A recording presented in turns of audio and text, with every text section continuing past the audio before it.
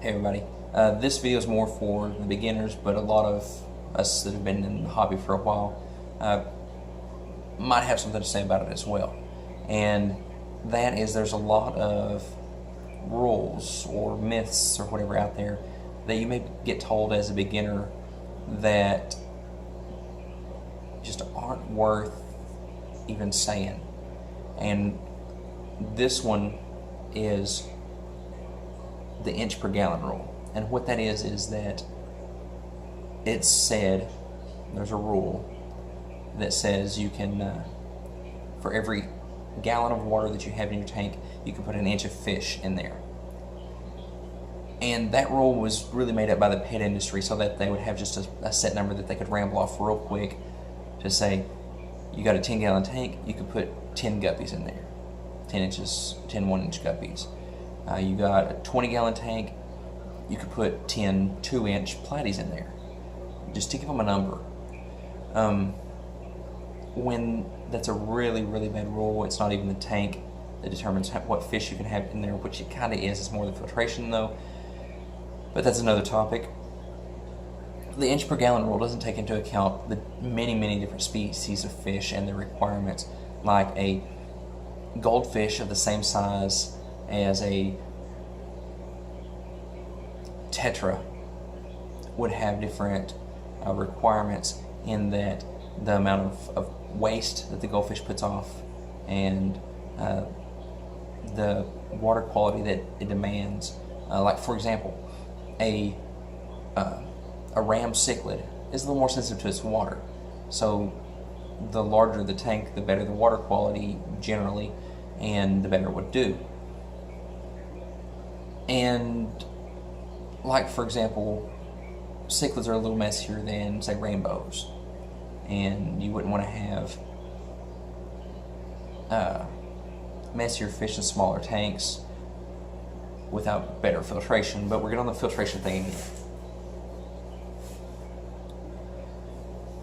But the inch per gallon rule is just throw it out the window. Don't even think about it anymore, because with it says that you could take a 10-gallon tank and you could put 10 inches of any fish in it. So let's say a 10-inch Oscar, you could put it in a 10-gallon tank.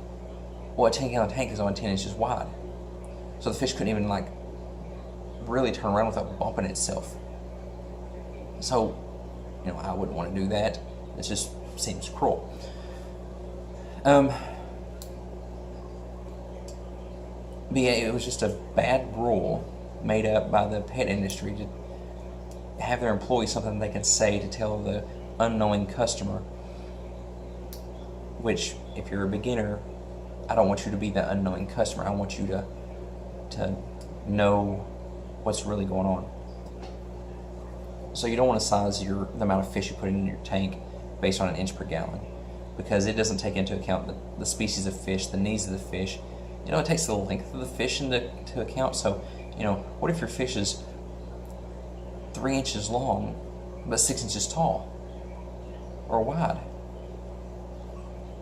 You know, does it count the same as a 3-inch fish that's a quarter of an inch wide, a quarter of an inch thick, that, you know, doesn't put off any or hardly any waste, when that 6-inch round fish that just happens to be 3 inches long, you know, is continuously pooping? No. But yeah, inch per gallon rule, horrible, horrible rule. Don't even think about it anymore. Toss it out the window. It's gone. And do some research on your fish before you pick them out as to what can go in what tank. And for those of you that have experience with it, or even if you don't, you know, you're welcome to leave comments as well. Leave a comment below of what you think about the inch per gallon rule. Have you had any mishaps because you didn't know any better with the inch per gallon rule? Or, hey, maybe I'm completely wrong. Maybe that's the written in stone rule, the inch per gallon rule. I don't think so. But leave some comments below, and hit the thumbs up button, the thumbs down button if you didn't like this whole video here. If you did like it, you can subscribe to see more stuff. The notification bell will tell you when I upload stuff, and if you really, really liked it, share out to your friends. There's a share button up there somewhere to tell you how to send it out or something. YouTube's got buttons all over the place. Just hit all the buttons. Make YouTube happy. And we'll see you next time.